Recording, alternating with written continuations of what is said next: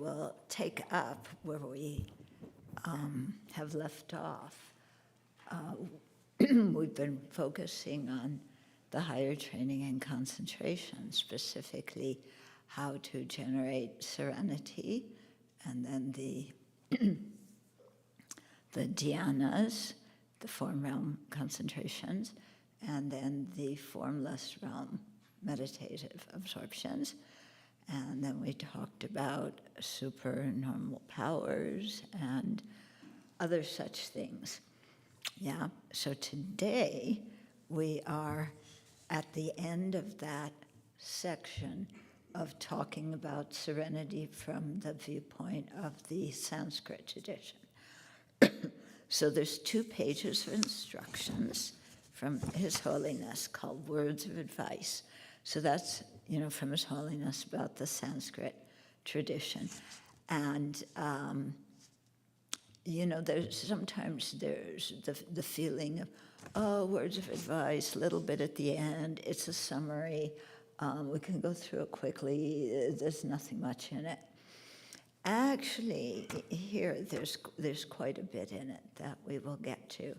And I have a very clear memory of when I was having the interviews with His Holiness, when he said this, which I'll describe a little bit afterwards. And then, so we do those 2 pages, then we'll start on chapter 9, which is developing concentration, how it's done in the Pali tradition. Yeah, and then after that, how it's done in the Chinese tradition. So in the description, the chapters about the Pali tradition and the Chinese tradition, we only talked about things that could be added to the explanation that we already had in the Sanskrit tradition. So it isn't like the complete description in the Pali tradition or in the Chinese tradition, but adding to what we talked about before that maybe didn't come in the Sanskrit tradition, okay?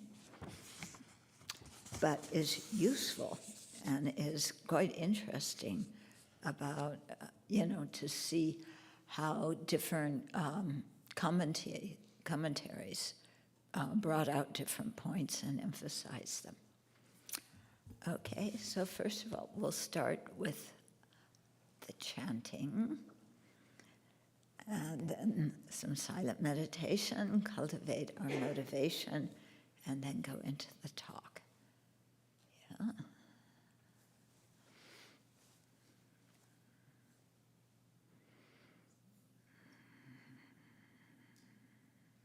To the teacher endowed, transcendent destroyer, oneness come, foe destroyer, completely and fully awakened one, perfect in knowledge and good conduct, one gone to bliss, nor of the world supreme guide of beings to be tamed.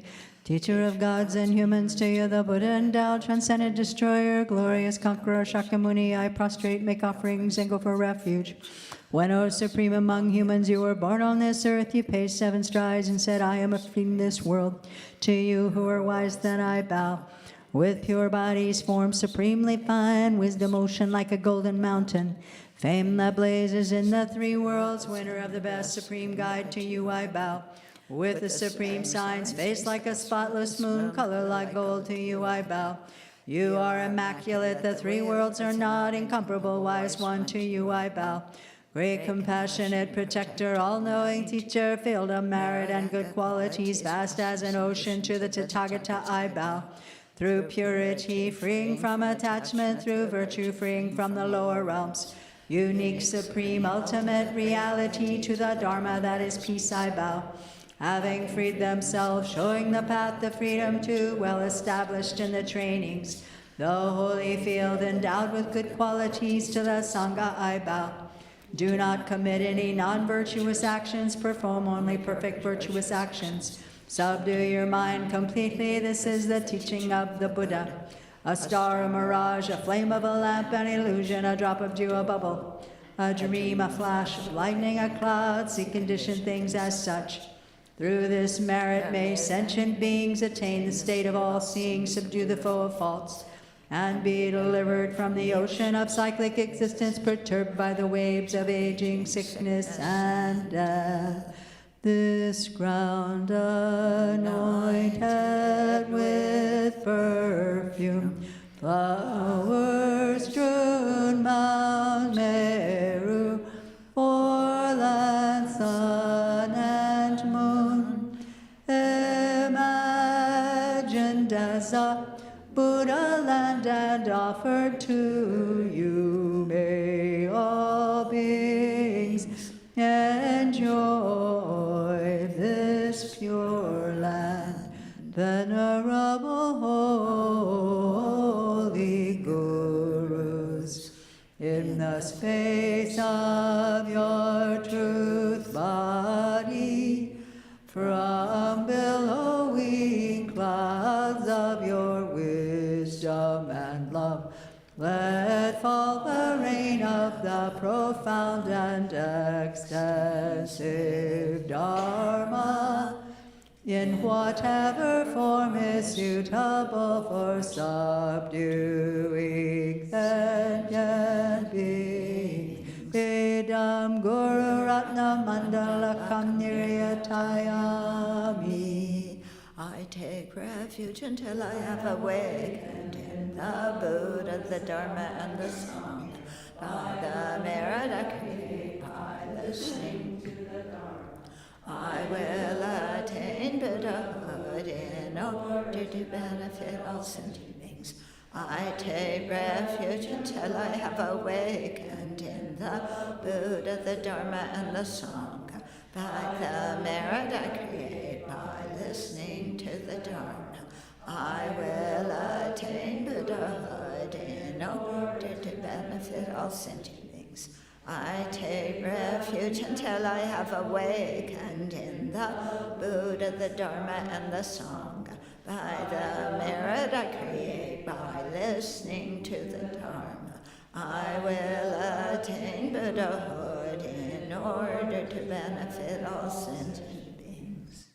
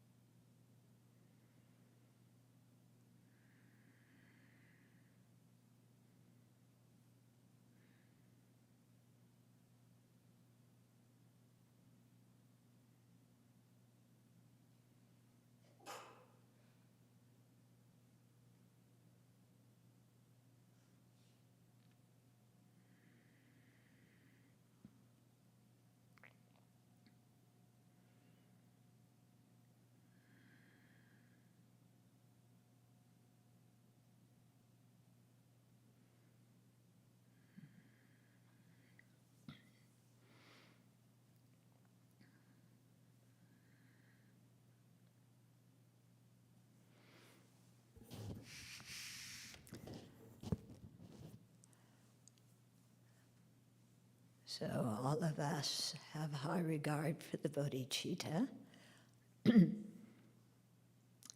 that altruistic intention to attain full awakening in order to best be a benefit to all living beings. And what's our biggest obstacle to generating that motivation, that kind of mind? It's our old friend, the self-centered thought. And there's so many ways the self-centered thought comes up. It's very sneaky and very clever. And it'll even make us look on the outside like we're being very kind, but the motivation is entirely for our own benefit.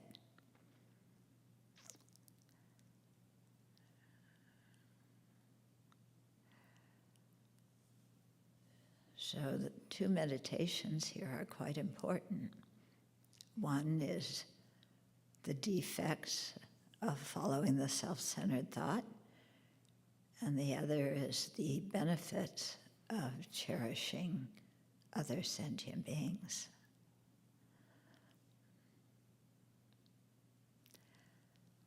So we don't have so much time to go into these this evening. But take a minute and think about them briefly. Try and let your mind think about the long-term welfare of all beings and generate bodhicitta.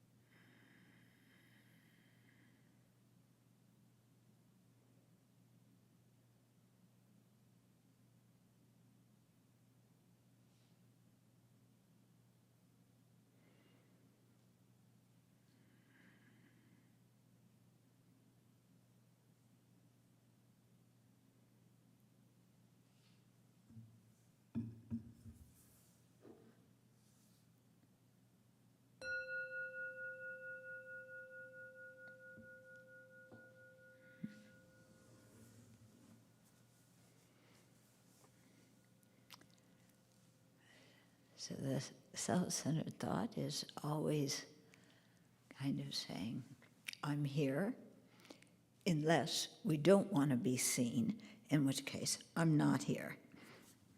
Yeah. You know, like when you're called on to do something and you don't want to do it. Who are you talking to? Not me.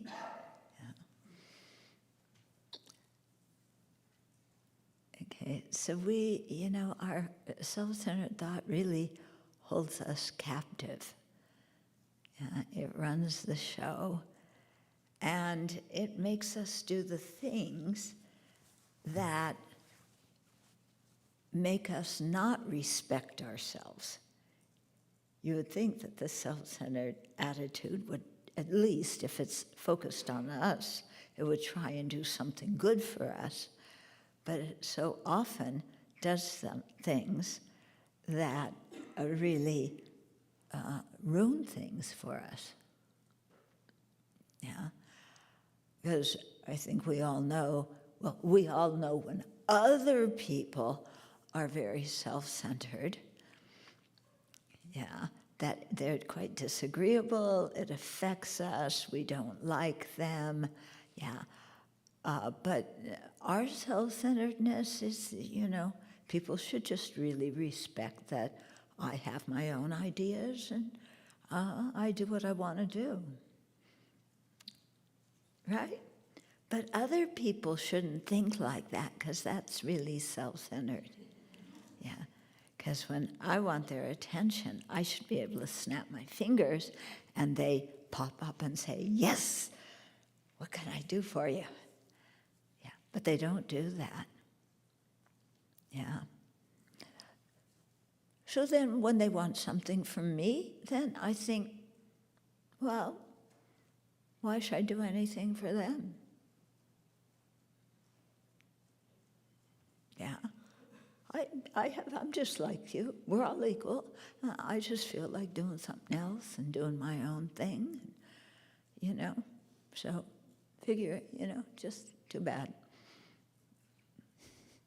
You know what I mean? Yeah. Or we really, go out of our way, we help somebody, yeah. And then when they don't appreciate it enough, we go, oh, they're so selfish. I work so hard for you, and you don't appreciate it. You're so selfish. Right? Yeah. And it's interesting how arrogance and self-centered thought can be very, very good friends. Yeah. Sometimes arrogance and sometimes self-centered thought and low self-esteem are very good friends. When we dig ourselves into a ditch and then just decorate it and stay there being miserable. Yeah. But with arrogance, it's like,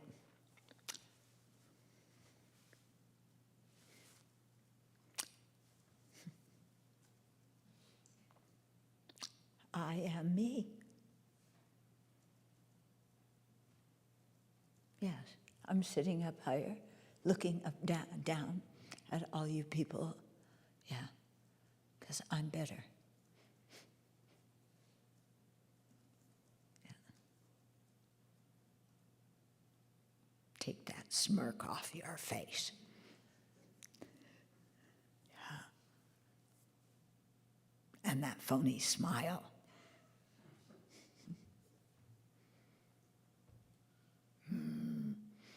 Because you don't know who you're talking to.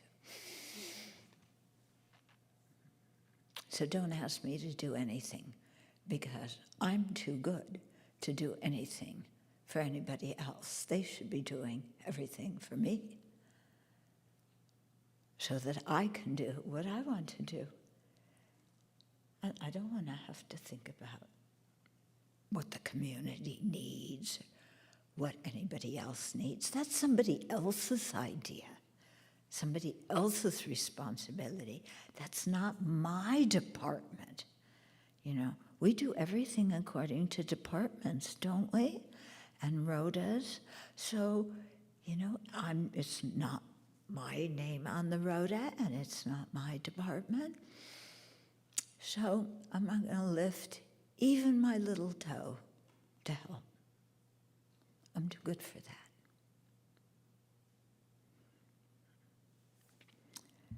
Okay. Did you get the message? No. No, that one. Almost hopeless. Except I don't give up. But she's getting there. Okay. So we're on page 259. Yeah, and the section that's called Words of Advice. Okay, so His Holiness has been through the whole method for generating serenity and single-pointedness, and talked about the benefits, talked about the faults of not, then interrupt it, the hindrances, the antidotes, all that's covered, right? We got that down. Yeah. We all know it by heart. No need to go over it. No need to practice it, because we're beyond that. Yeah. We're in single-pointedness.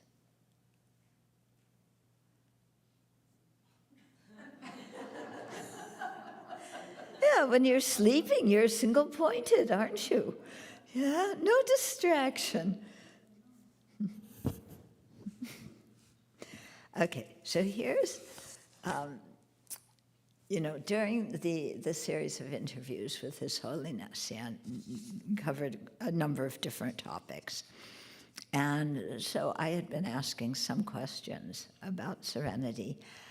And then and there were a couple of geshes there, 2 or 3 geshes, because His Holiness sometimes liked to discuss things with them in Tibetan and then, give me the conclusion. So I asked some question. His Holiness answered it, And then he turned to the Geshis and asked them a question. And they spent a long time talking about this in Tibetan. Yeah. And then this is what His Holiness said at the very end. Okay? So there are a number of Geshis. They were most of them from the south, so the big monasteries. So he said, I would like to speak now to those who have completed many years of study in the monastic universities. So they've often been studying for, 18, 20 years, sometimes more. It seems that some Tibetan Buddhists belittle serenity, perhaps because it is a practice shared with non-Buddhists, or perhaps because they are concerned with becoming attached to the bliss of concentration. So, it could be either of these things. Some people may say, oh, well, serenity, it's, common to Buddhists and non-Buddhists, so it's not so valuable, not so necessary. Or people could say, well, yes, serenity is really useful and we need it, but, knowing how attached I get, I don't want to practice it now because I don't want to get hung up in just being blissed out and, taking rebirth in one of the formless realms and not going any higher. Okay. So His Holiness continues, holding this attitude, they neglect trying to improve their concentration. So it could be either of those ideas, it could be other things too. Okay. They may be well-educated lamas who are able to teach topics from the beginning to the end of the path, yet because they lack single-pointed concentration, they cannot experience what they teach. So he's really talking to the lamas here, yeah? So the experience is described in Tsongkhapa's bright lamp of the 5 stages, and completing the 5 stages in a single sitting, are readily available for us to relish. Yet we haven't devoted the time and energy to attaining serenity, and these higher attainments evade us.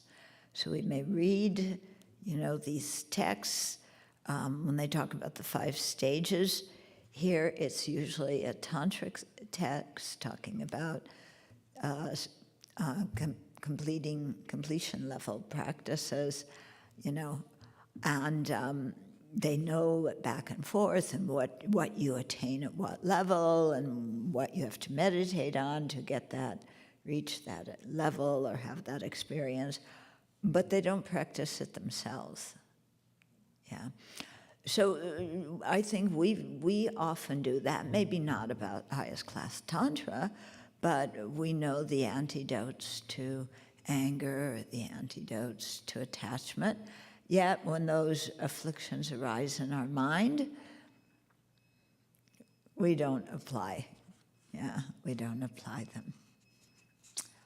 Oh yes, the joy of being in a new building where everything works, including the buzzer that isn't supposed to go off. It works very well. Yes. Okay. So the lengthy texts on the Lamrim are designed to facilitate systematic practice of the topics explained in the classical treatises and commentaries, and as such, they should be our primary guide for Dharma practice. So the Lamrim is not some other teaching separate from studying all the classical texts. The ornament for clear realization, the illumination, illumination of the path, your Vinaya. Sorry.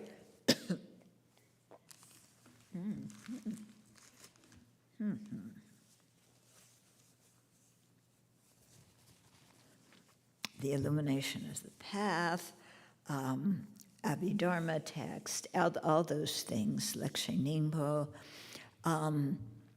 So you know all the information, but haven't really meditated on it, so it hasn't really sunk in the heart. And even if you've meditated on it and have a correct conceptual understanding, without the power of serenity, you can't really integrate it, with your mind. So His Holiness continues, but some people forget this and use the classical treatises to increase their intellectual understanding rather than incorporating them into the Lamrim practice. Other lamas may not read the Lamrim extensively and teach it simply because it is customary to do so.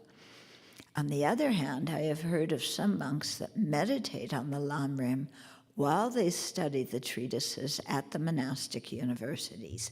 That is excellent. Okay. Because, the program, the educational program that they have there, you receive teachings, then you go out on the debate ground and you start debating. And you debate until like 11, 12 at night.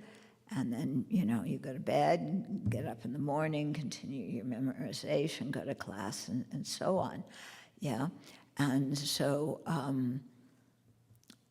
some of them just say, well, I don't have time with all my studies to do Lamrim. And some may just say, well, Lamrim is it's kids' stuff. It's the abbreviation of the classical texts. And I know the classical text. Oh, it's an abbreviation of the classical text. I see. And you understand it all. Okay, please teach then the chapter on special insight from the Lamrim Chenmo. Anybody ever studied that chapter? I studied it with a marvelous teacher, Geshe Zopa. You know what I understood in that chapter? Vase.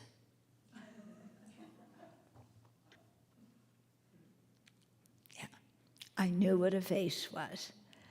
Everything else Tsongkhapa talked about in that chapter was above my pay grade, as they say. Of course, this was a few years ago, so maybe my pay grade has gone up a little bit. Which means maybe I understand vase and flower now.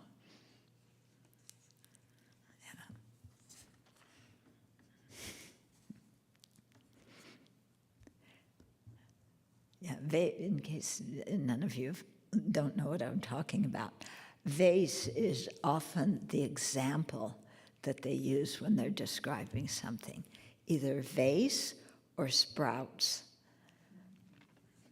Okay. The definition of vase: flat bottom, rounded belly, bulbous belly, water holder.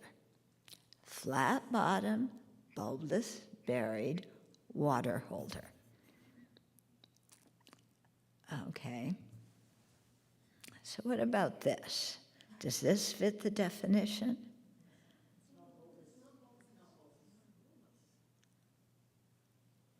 What isn't? You say no. Why not? It's flat bottom. Yes, it is. It's not just one line. It goes up, and it holds water. Their definition of bulbous doesn't mean it looks like that. It just means it. A pot. The Tibetan word bumpa can be translated as pot, as cup, as glass, as vase. What else?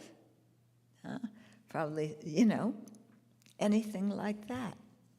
So, anyway, at least I understood that word. Okay, but his point is here, you've got to understand more than Boompa. Yeah? So some people do retreats and recite many mantras. People go, yeah, that's me. I've recited 100,000 Vajrasattva, I've recited 100,000 Om Mani Padme Hum, actually more than that.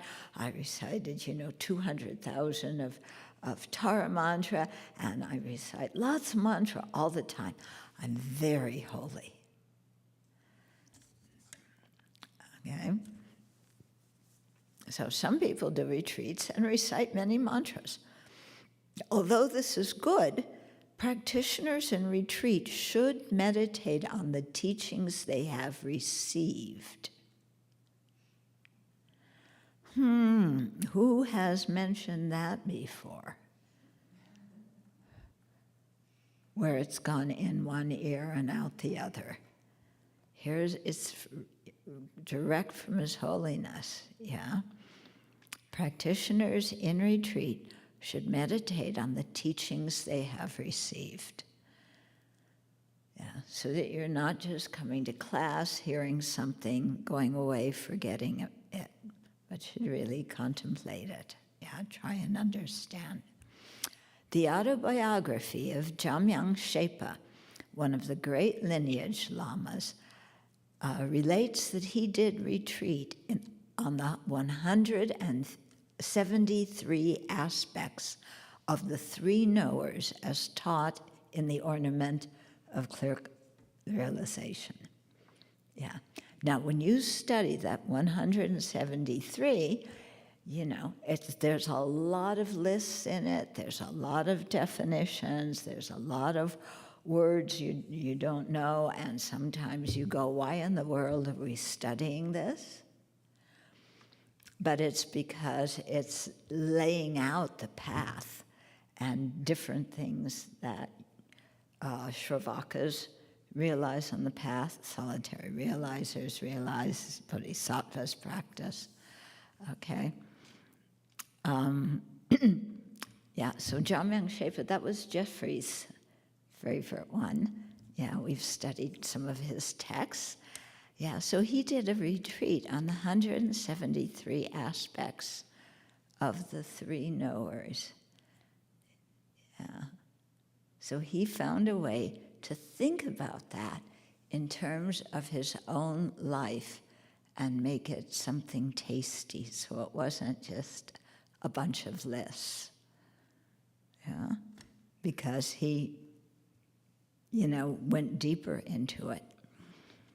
So His Holiness says it would be good if more people did serious meditation on these and other topics taught in the Indian treatises and commentaries.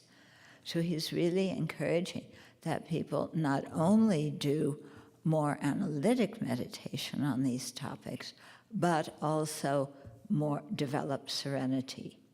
Okay.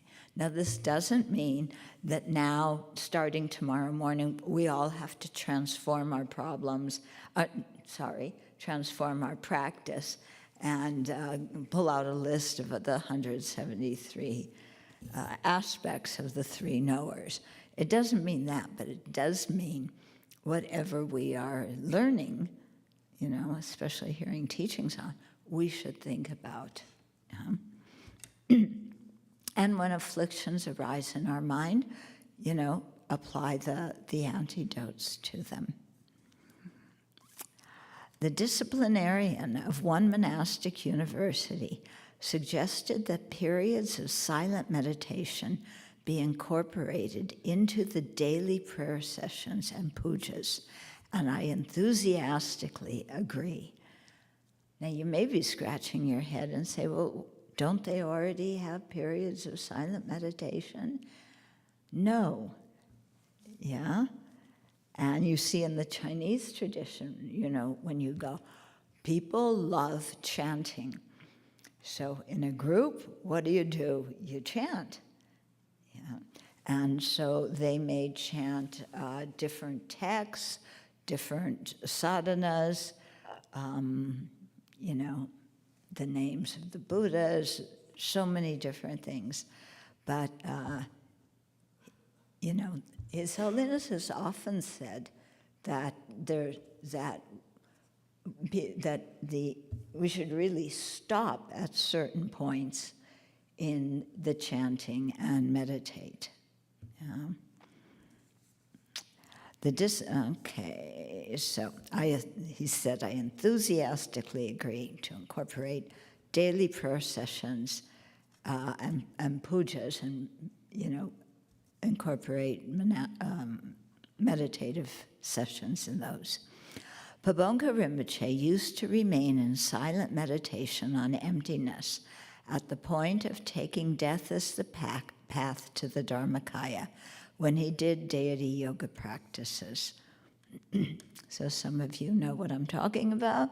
Some of you probably have heard the teachings and don't remember.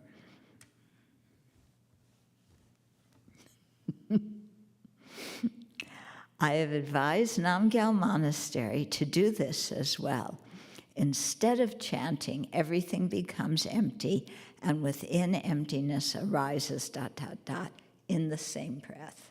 So the monasteries often do this, you know, Om Sobo Ashudo Sarva Dharma Sobo Ashudo Tompa Nidu Gyor Tompe Nanle, and you're often running.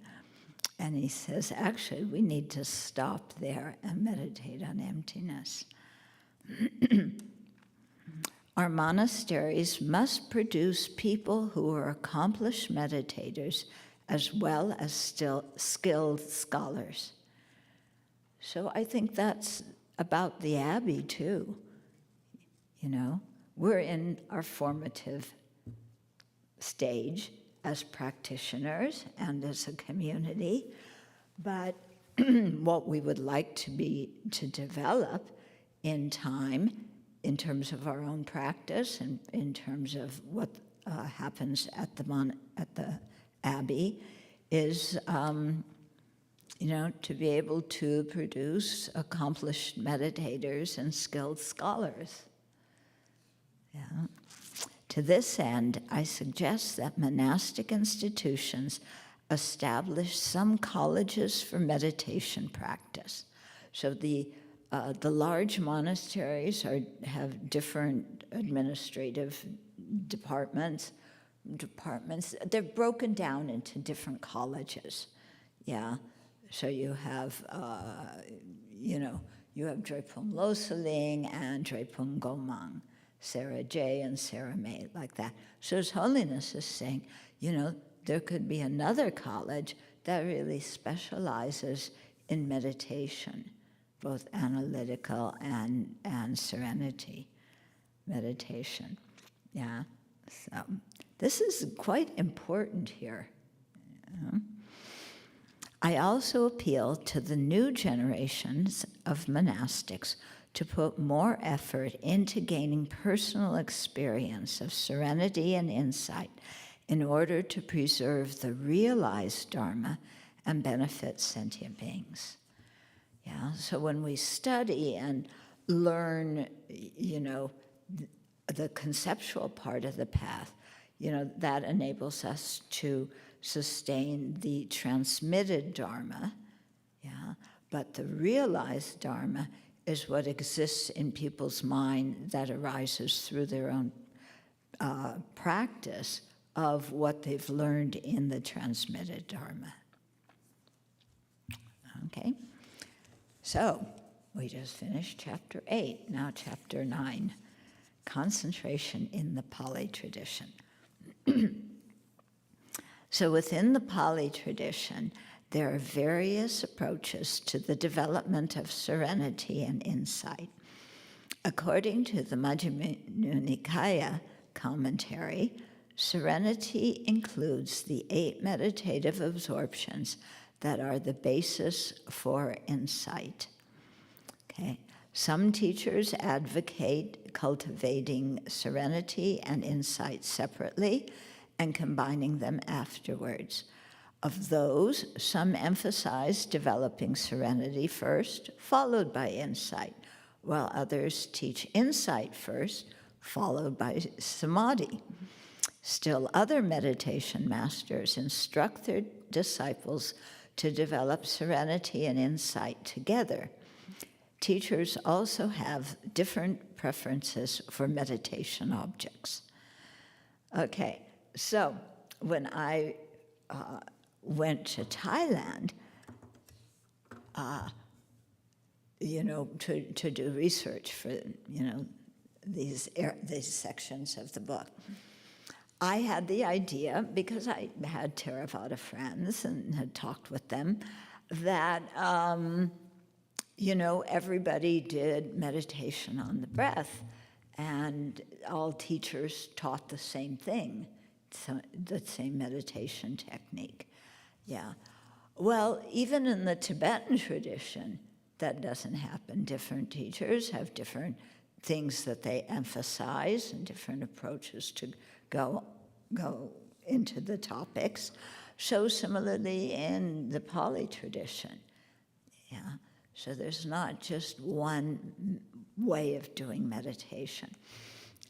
Initially, when I thought of doing like this section, I thought, well, I'll go to this one monastery, learn how this master describes it, and everybody else is pretty much the same, so I'll just talk about what he says.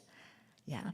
And in discussing this with Bhikkhu Bodhi, he said that's not a very good idea, because different teachers teach things differently. And like this paragraph says, some emphasize serenity first, then insight, some insight, and then serenity. Some develop at the same time.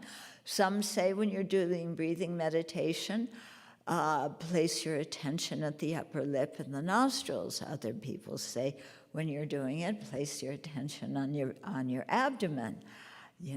There's so many different ways to do things.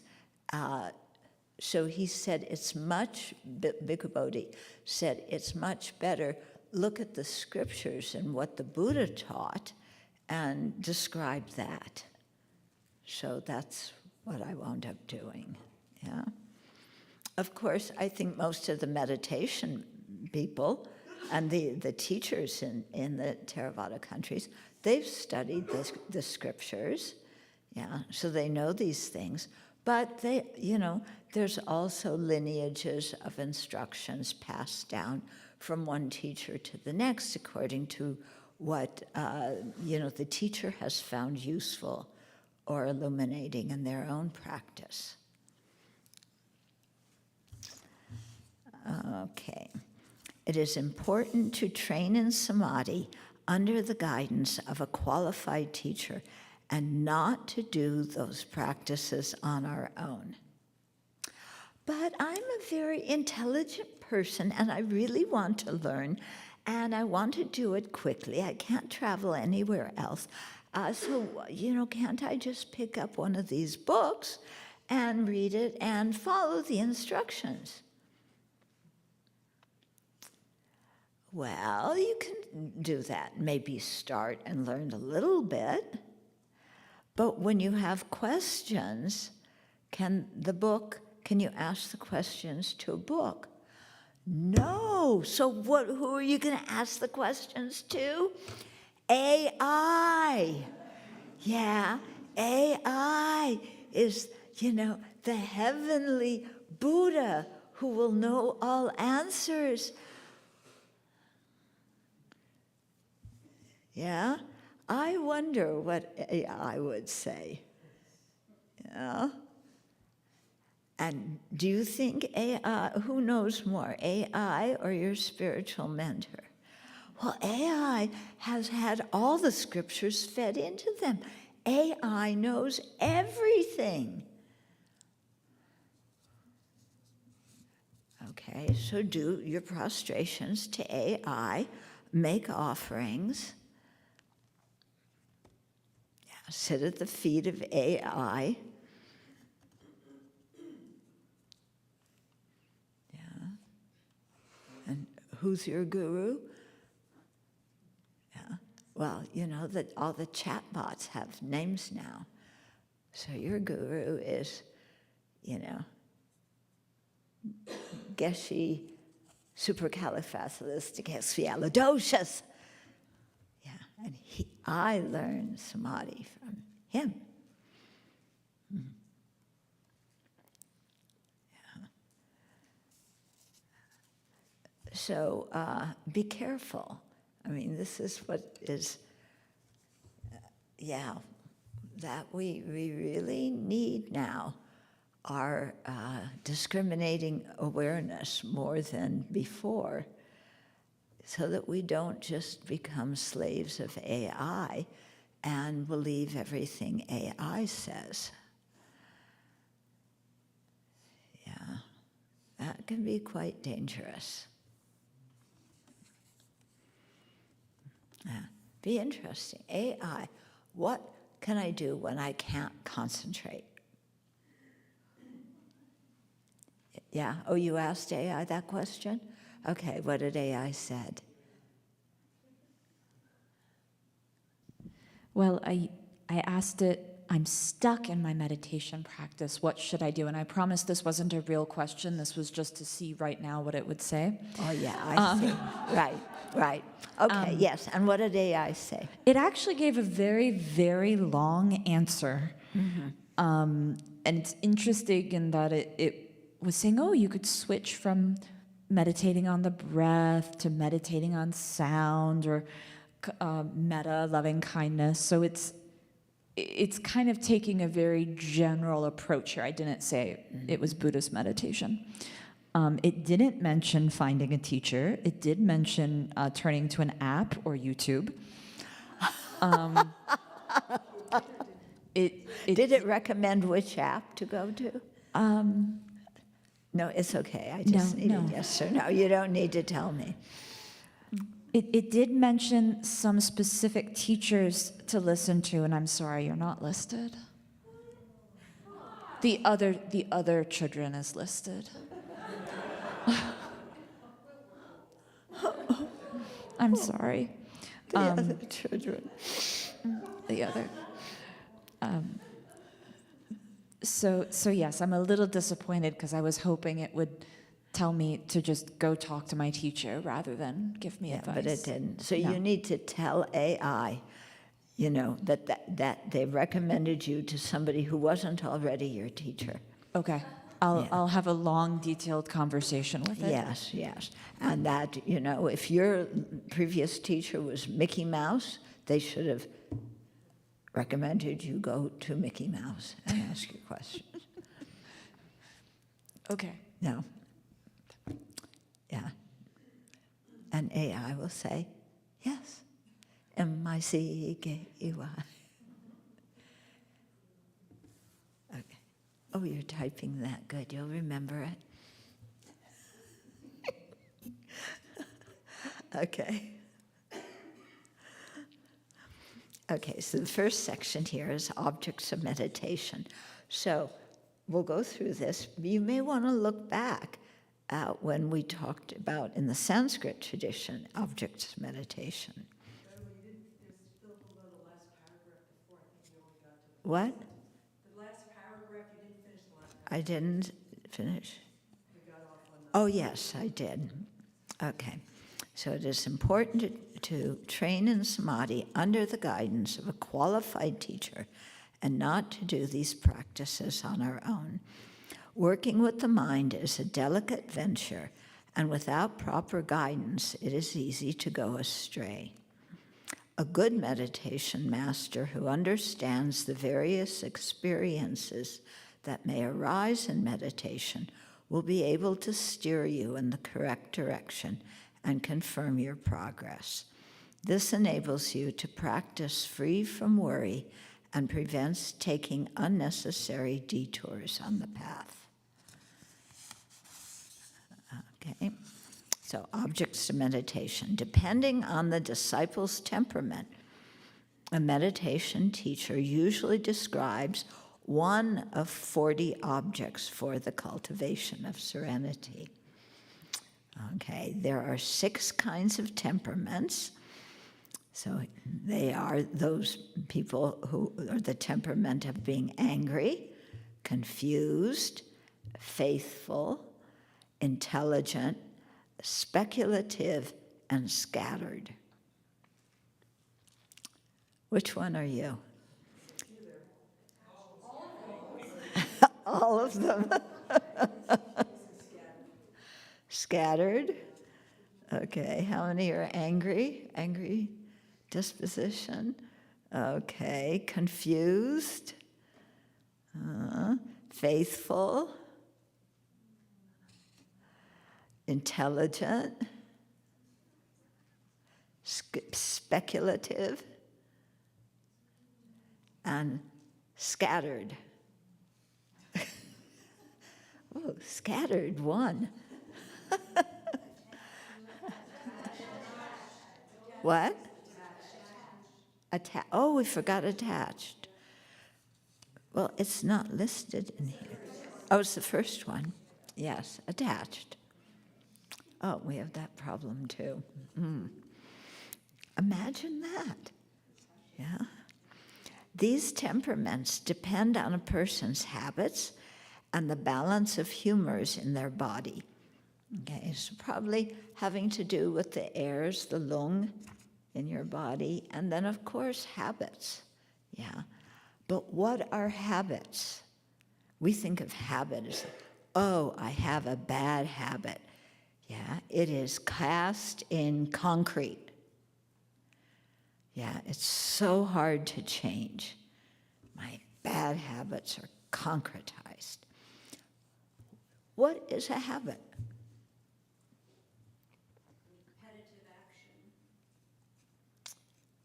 Repetitive action. So it's one action that just repeats itself. Yeah? Maybe attachment to a pleasant distraction. What? Attachment to a pleasant distraction. Attachment to a pleasant distraction. Okay, that's a habit. Yeah, it's one kind of habit. Yeah? Okay. When you really think about what is a habit, it's either a certain action or a certain motivation, a certain intention, whereby not the same thing comes up a lot, but there's something similar that comes up a lot. In other words, what is a habit?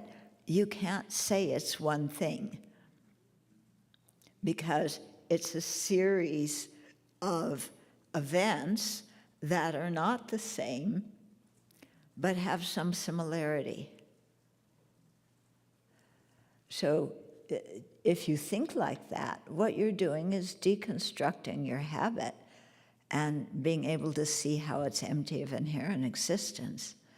When you think of your bad habits being empty and being simply, some mental factor that similar instances, not the same instances, but similar instances of it arise in different situations.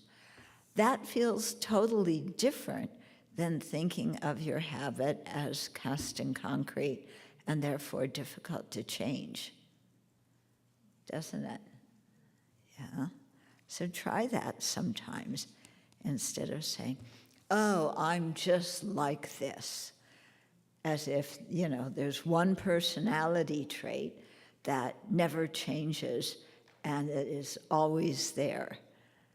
No, because the mind is changing moment by moment. It's not the same moment of mind from one moment to the next. It's not the same mental factor.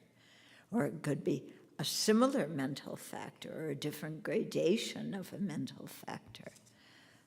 Okay. So there's these 6 kinds of temperament. The temperaments depend on habits and on humors in the body. A teacher discerns disciples' temperament by observing their posture, the way they walk, eat, wear their clothes, and engage in daily actions. Actually, when you observe those things about people, you can learn a lot about them, about certain attitudes they have, certain behaviors, certain things like that. And you pick up a lot about of information that people tell you with their body language. Yeah. Okay, so there are 40 possible meditation objects. This is from the Visuddhimagga. So the first group is called the 10 kasinas. So the kasinas are these round, it could be square, patches of either a color or a substance that can be your meditation object, okay? So the 10 kasinas are earth, water, fire, air, so the 4 elements, yellow, red, white, light, and limited space kasinas. So any of those can be your object of meditation. Okay, then the second group is called the 10 unattractive objects. Yeah, are corpses in various states of decay. Yeah, so unlike meditation on corpses in mindfulness of the body, where the purpose is to understand our own impermanence, here the purpose is to focus single-pointedly on the object with no reflective thought. Okay, so you might visualize, a corpse in very, that's in the middle of decaying and very, one stage of the or the other of corpses. So when you do this practice, you can do it as of thinking corpses. It can be an antidote to attachment, because when you think about corpses, your attachment goes down, especially if it's sexual attachment. It comes in the 4 establishments of mindfulness, establishment of the body. One of them is to meditate on a corpse, to really understand what a corpse is, and to also, get some idea that this thing is a walking corpse. Yeah, it's nothing more than that. It's nothing special. Yeah, it is a walking corpse. Yeah, this is also very good for arrogance. Yeah. Okay. So, and then the third group of meditation objects are the 10 recollections. So these are recollections on mindfulness of the Buddha, mindfulness of the Dharma, mindfulness of the Sangha, mindfulness of ethical conduct, mindfulness of generosity, mindfulness of deities, in other words, the divine qualities of the devas, often in the form and formless realms, death, the body, breathing, and nirvana. Okay, so when you do recollections of any of these, you start by thinking about the object so that you get some clarity on what it is and how it functions and so on, and then you place your attention on it, yeah? So let's say mindfulness of the Buddha, you would go through the different qualities of the Buddha. So that would bring you back to chapters 1 and 2 in this book, yeah? And then you place your mind, on the qualities of the Buddha. Or, like we do in Tibetan practice, maybe on the Buddha's body. Yeah, you've learned the qualities of the Buddha's body. Okay, then the next group is the 4 divine abidings, the 4 immeasurables: love, compassion, empathetic joy, and equanimity. Our 4 kitties. Okay, next group is the 4 formless states. So they are the bases of infinite space, infinite consciousness, nothingness, and neither discrimination nor non-discrimination, which in the Sanskrit tradition is called the peak of samsara. So these are the meditation objects to those born in the formless realms. Yeah, that's what they meditate on. Okay, another possible object is one discrimination, which is discerning the repulsiveness of food. We usually meditate on the good qualities of food and imagine, all these different dishes we can make and, mix. What are we going to mix today? We're going to have beets, with orange juice mixed with sesame seeds and ketchup. Yeah. Okay. So, no, here it's discerning the repulsiveness of food, which I just described. Okay. And another object is called one analysis, which is defining the 4 elements. Earth, water, fire, and air. So of these 40 potential objects, 22 have a counterpart sign as an object. Okay, we're getting the counterpart sign is like a small thing that appears after you've meditated on the object for a while. We'll get into that a little bit later. Or here, I can read you in the glossary. Okay. A counterpart sign. The meditation object of a dhyana consciousness, a conceptual object that arises on the basis of a visible object. Okay, so 22 of those have the counterpart sign as the object. As the object means the actual object that you generate serenity with.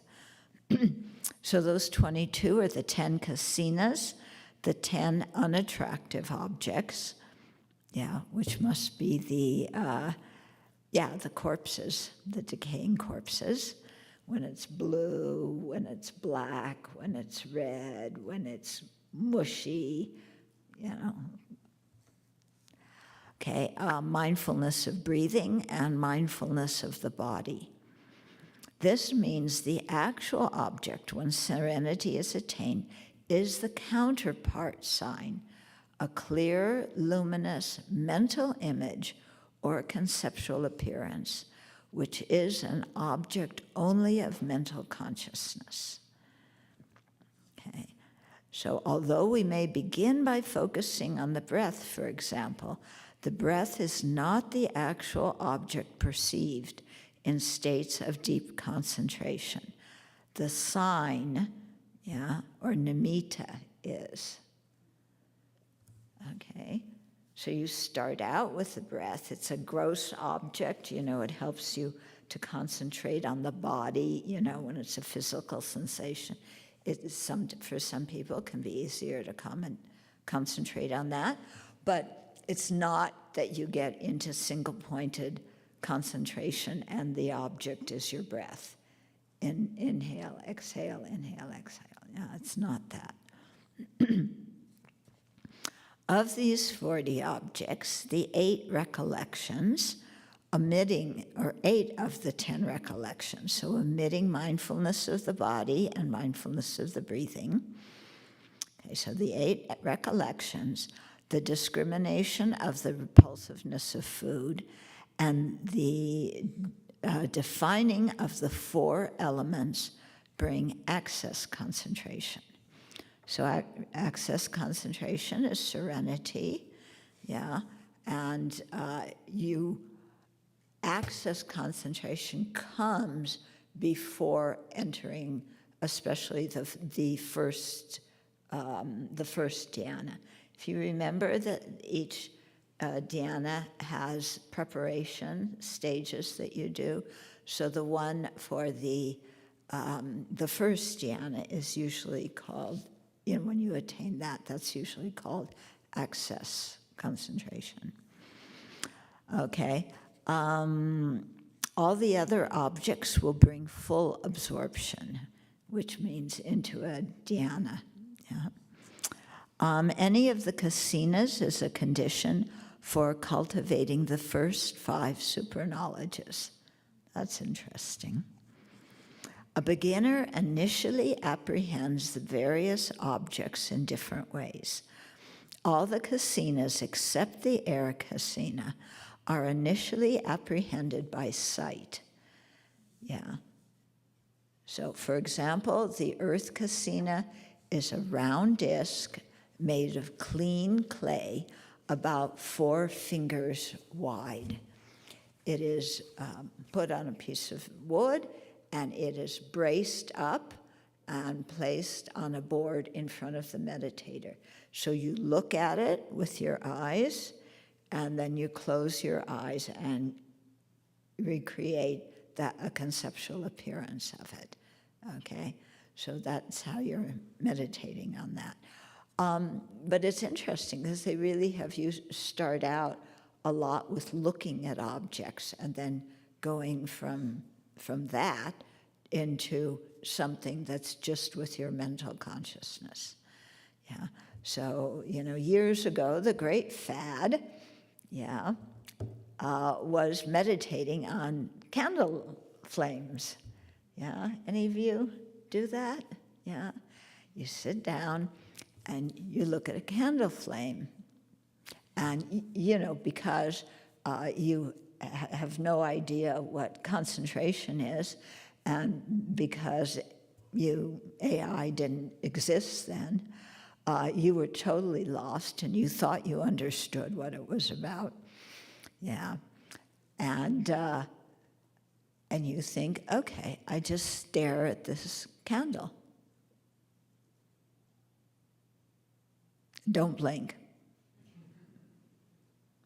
Yeah, and you think that's how I'll develop concentration. You get a headache usually by the end of that. Yeah, that's not the way to develop concentration. But it's like in the Tibetan tradition, when we meditate, we develop serenity based on an image of the Buddha. We look at the image of the Buddha, then we close our eyes and we imagine it. So it's this same kind of idea. Yeah. Okay. So a beginner initially apprehends the various objects in different ways. All kasinas except the air kasina are initially apprehended by sight. Yeah, air kasina, can you see air with your eyes? You can see the things floating in the air, but that's not the air. Yeah. So air probably would be a tactile sensation. Yeah. For example, the earth kasina is a round disc made of clean clay about 4 fingers wide. It is braced up and placed on a board in front of the meditator.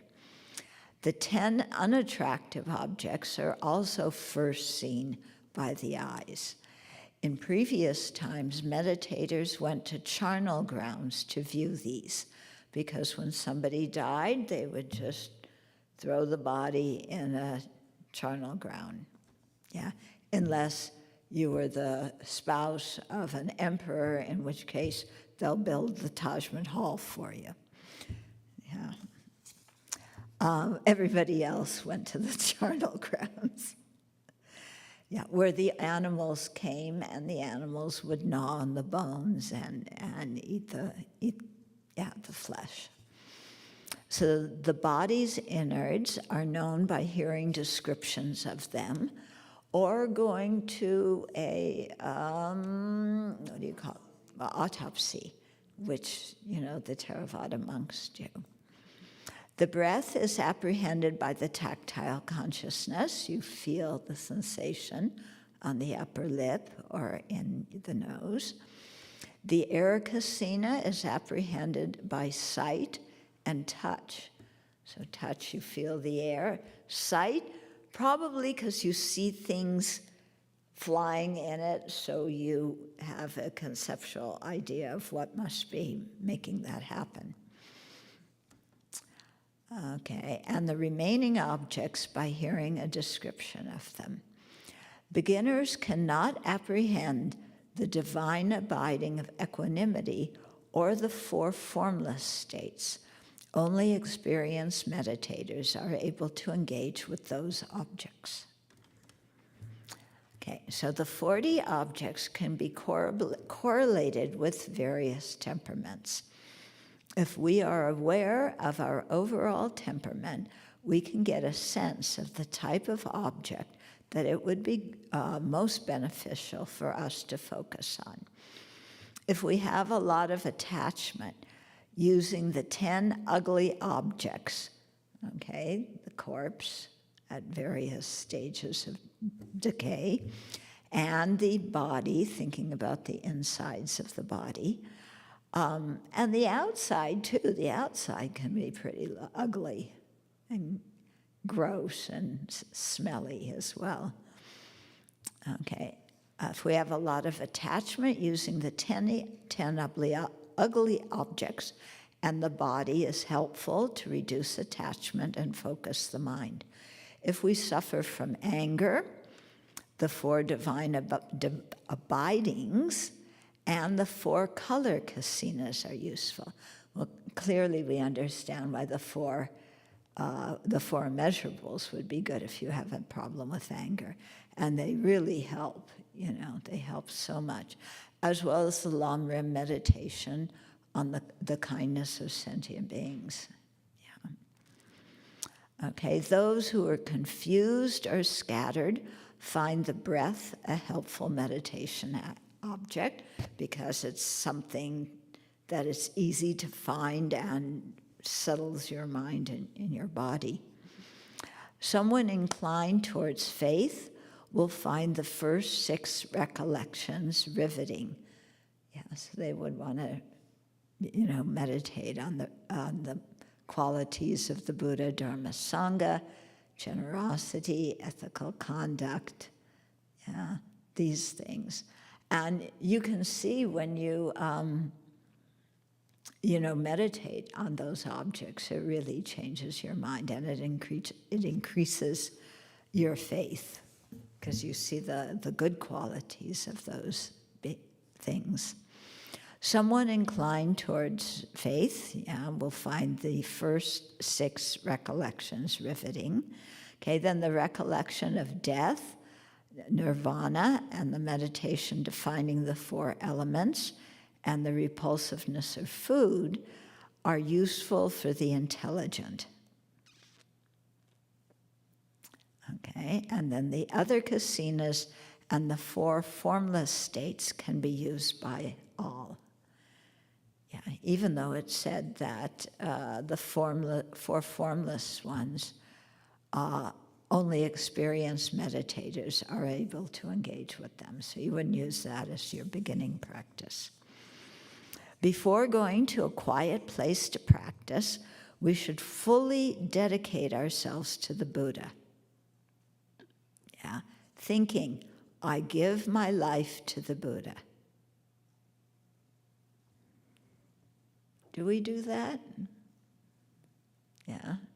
Do we dedicate our life to the Buddha and say, I give my life to the Buddha. This is what is most important. This is what's most meaningful. This is, what I want to do. So doing this strengthens the mind. So if we encounter something frightening, we will not run into town or down the hill, socialize with a lot of people, or give up our practice. Okay, so saying here that when you do serenity practice, or any meditation practice for that matter, sometimes you have different experiences that you haven't had before, and you don't know what to do with them, okay? So some people get frightened, they have a strange experience in their body, or they have a good imagination, they see something, or who knows what. Yeah, there's all sorts of things. And so sometimes people get scared and run down the hill, or, go and get some ice cream and chocolate and, cover up your misery and your pain by distraction. Okay. Rushing off to an isolated place with a lot of enthusiasm, but no knowledge on how to meditate, will not lead to fulfillment of our spiritual aims. Okay? So all of us who are gonna, go find that nice, heated air-con cave and just sit down and cross our legs and get enlightened. Yeah, when you have no knowledge of how to meditate, then you basically invent your own meditations. Yeah, and this is something that concerns me with the number of people who are relying on apps for meditation. Yeah, because some apps, basically, they shouldn't be called meditation. They should be called relaxation. Okay, guided relaxation.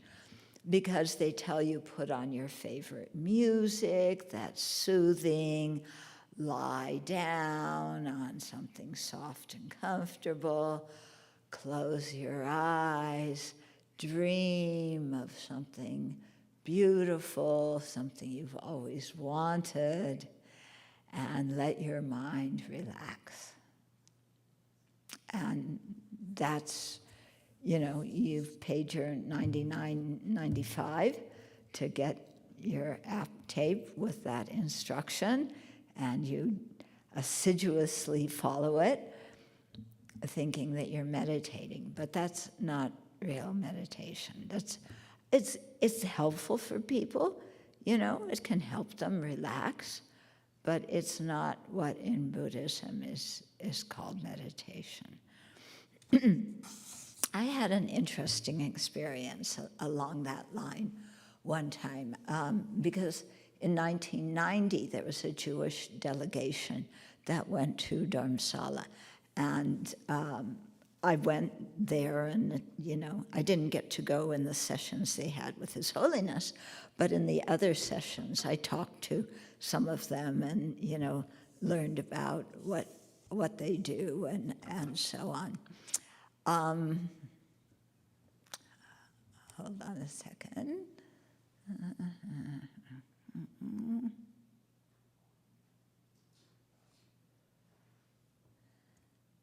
was going to tell you a story about that. Now I can't remember which story I was going to tell.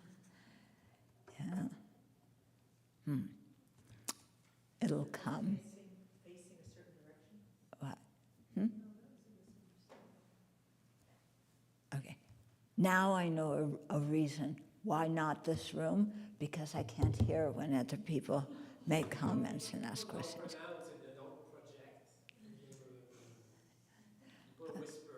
Yeah, so whisper your question to him, and then he's going to be the microphone. Yeah.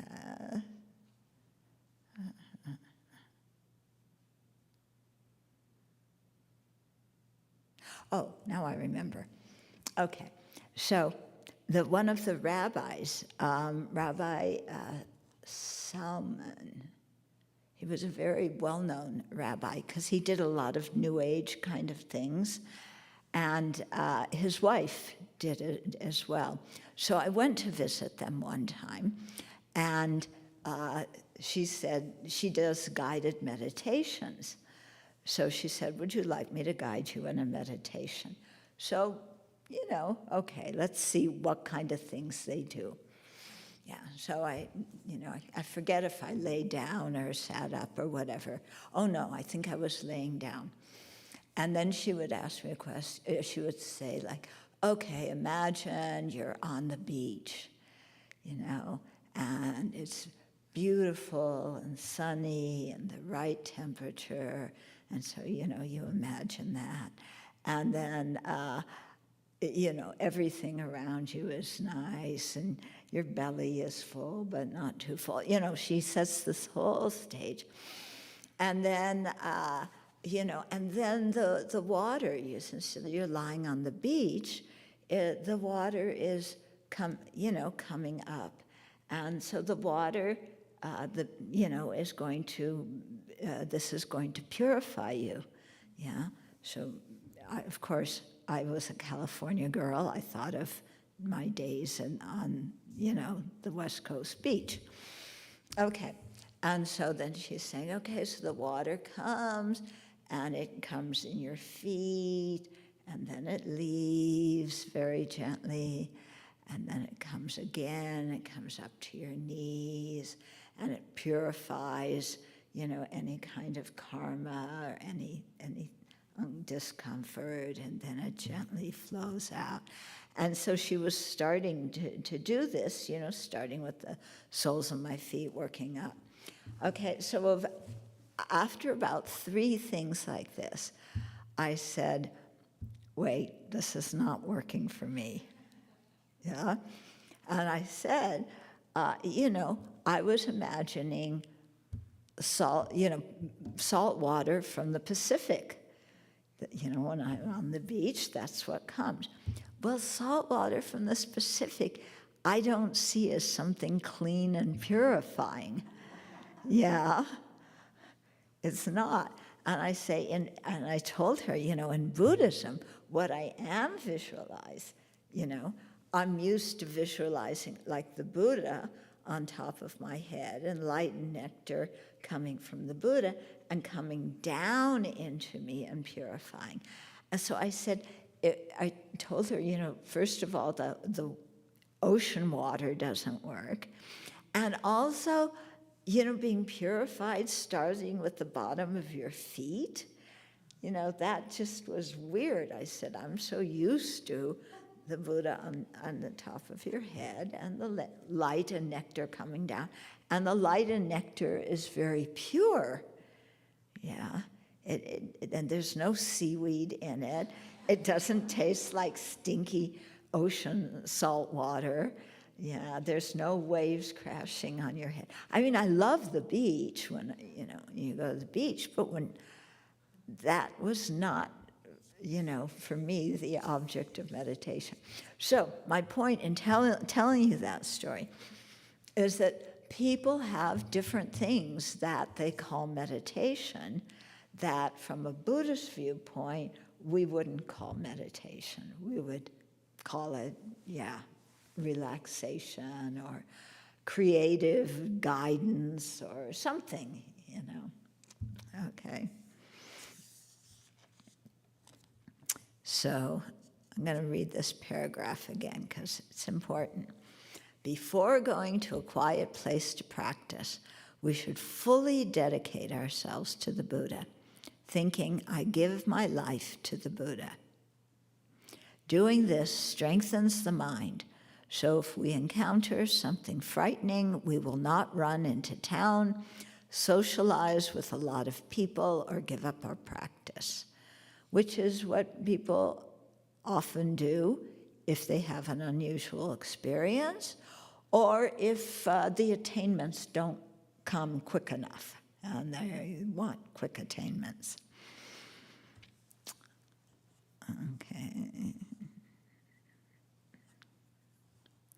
Instead, even if a fearful image appears, we won't be alarmed because we have dedicated ourselves to the Buddha. In other words, you take refuge. So there's nothing to be frightened of. A good motivation, one that seeks to gain realizations on the path to arhatship, is also important, as is a strong determination to confront and work with the afflictions. Okay, so I have a strong motivation to gain realizations, but the mind cannot be tight. Yeah, we think a strong motivation is, I'm gonna single-pointedly. You know, no, you're not with that kind of mental state. Okay, yeah, you're going to get ulcers and a headache. You won't get serenity. Yeah, so, okay, we need a good motivation, seeking realizations on the path, and a strong determination to confront and work with the afflictions. Yeah, the anger, the attachment, the arrogance, all these things. Okay. Rushing off to an isolated place with a lot of enthusiasm, but no knowledge on how to meditate will not lead to fulfillment of our spiritual aims. At the beginning of a meditation session, review the disadvantages of sensual desire and cultivate the wish to be free from it. Yeah, we should do this actually as a daily practice. Every day, think about the defects of sensual desire and cultivate the wish to be free of it. Yeah, because we are addicted to sensual desire. Nice sights and sounds, smells, tastes, touches. Yeah. Okay. Recollect the qualities of the three jewels and feel joyful. So that's how we should start a meditation session. Not, oh God, I got to sit down and meditate. I want to go back to sleep. Yeah. Or, oh, I'm going to sit down and meditate. I had this far out meditation yesterday. Let's see if I can do it again. Yeah, I was seeing these swirls of colors coming in and making different forms that kind of look like Buddhas and then vanished into the sky. It was so far out, you know, better than whatever the latest drug is. Yeah? No, that's just distraction. Attachment to sensual desire, too. Okay. So recollect the qualities of the three jewels and feel joyful. Reflect that you are entering the path of renunciation that all Aryas have followed. Feel eager to meditate, knowing that by doing so, you will gain the bliss of Dharma realizations. So rejoice that you're entering the path of renunciation. What are you renouncing? Suffering. Dukkha. Samsara. Okay, we want to be free of that. And it's the path that all the Aryas have followed. You know, they all generate that mental state. So, you know, this is how to start our practice. Take refuge, have a good motivation. You want to attain realizations for the benefit of sentient beings. Yeah, you want to develop renunciation of samsara so you don't get all distracted and hung up by all sorts of different, stupid agios. Okay, so we're going to stop here this evening. Next paragraph gets into the nimitta, so we will do that in January. Okay, so the next week's, I did a list of topics, to cover in the sessions, and so everybody will have a topic, and you give a synopsis of that topic, they're all topics from this volume, and then think of 3 questions that go along with the synopsis that you've given, with the chapter, for people to think about and then discuss afterwards, like during the week. Okay. What?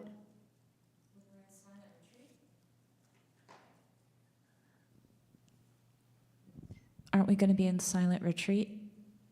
Yes, but Friday night, instead of just stopping the class, there's going to be class, okay?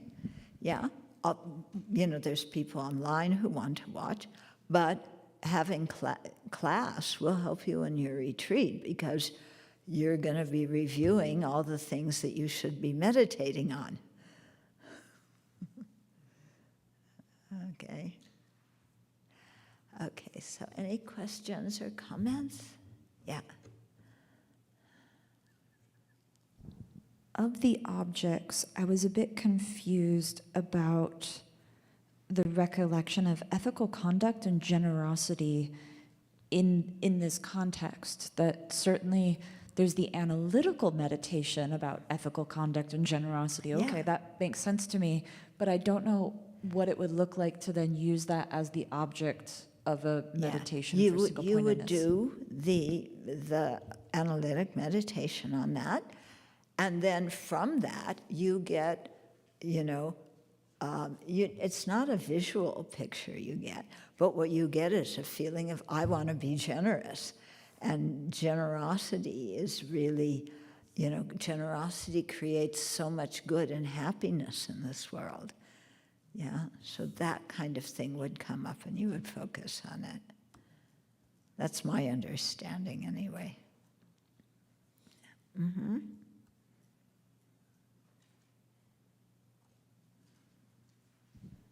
Venerable, which traditions use the kasinas? Is it just the Theravada? Yeah, the Theravada. I don't think the Chinese use it. I haven't heard it in that context. Yeah. Mm-hmm. On page 259, you read earlier about these lamas who are able to teach topics from the beginning to the end of the path, yet because they lack single-pointed concentration, they can't experience what they teach. But you spent a long time earlier, too, talking about the fact that we have to have all of these conditions in our life to practice concentration. Mm-hmm. And so maybe there's just some lifetimes where that's just not going to happen. Mm-hmm. And that might be the case for these people, too, right? There's just been no space in their geshe training and all of that. Yeah, but His Holiness is saying, you should find, he's saying to those lamas, you should find some time you understand those objects, put some time into serenity as well. Yeah, he's not saying stop everything else you're doing and go into retreat. Yeah. Anything else? Tracy?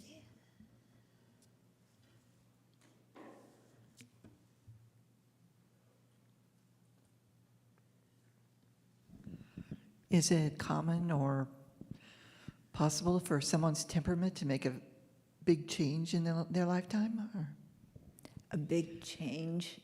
in a disciple's temperament? Oh, and the disciple's temperament.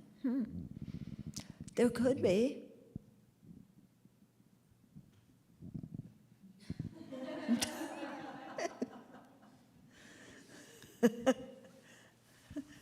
Yeah. I guess there was also a line on page 263. We should request our spiritual mentor to select a meditation object for us.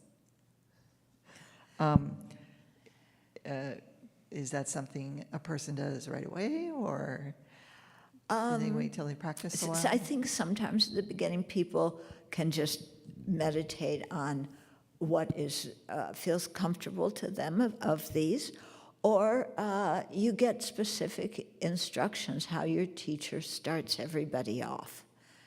Like in Thailand, they usually start you off with some type of meditation on the breath. But then some teachers start you off, doing it this way or that way, or yeah. So it isn't like at the very beginning everything has to be personalized for you, because it's not like when you're a beginner you're going to sit down and, get realizations after 3 minutes or something.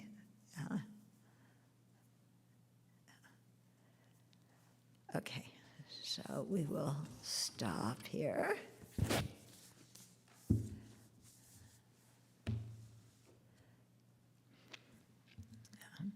So in these teachings, when they're talking about really being serious about gaining serenity, you have to see, am I at that place in my practice? Do I have those conditions to do that? Yeah. And does that mean that if you don't, that you don't do anything to try and improve your concentration? No, it doesn't mean that. There's lots of instructions, and you do a little bit and try and improve your concentration. But,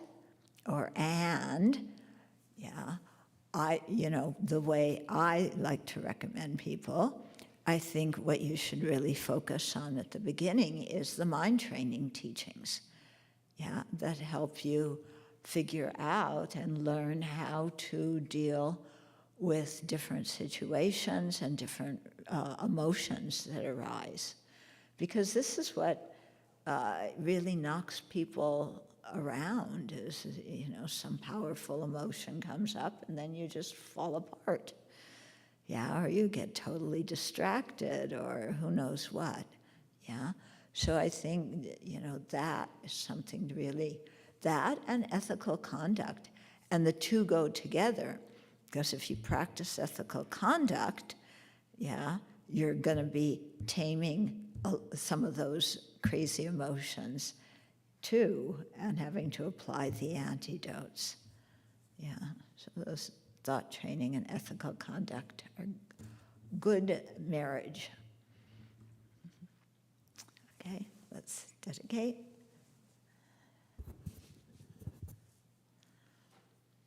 May the spiritual teachers who lead me on the sacred path, and all spiritual friends who practice it, have long life. May I pacify completely all outer and inner hindrances. Grant such inspiration, I pray.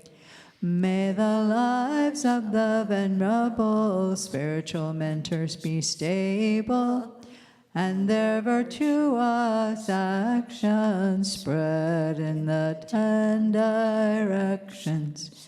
May the light of Lobsang's teachings dispelling the darkness of the beings in the 3 worlds always increase. Idam Guru Ratna Mandalakam Niryatayami. Due to this merit, may we soon attain the awakened state of Guru Buddha, that we may be able to liberate all sentient beings from their suffering.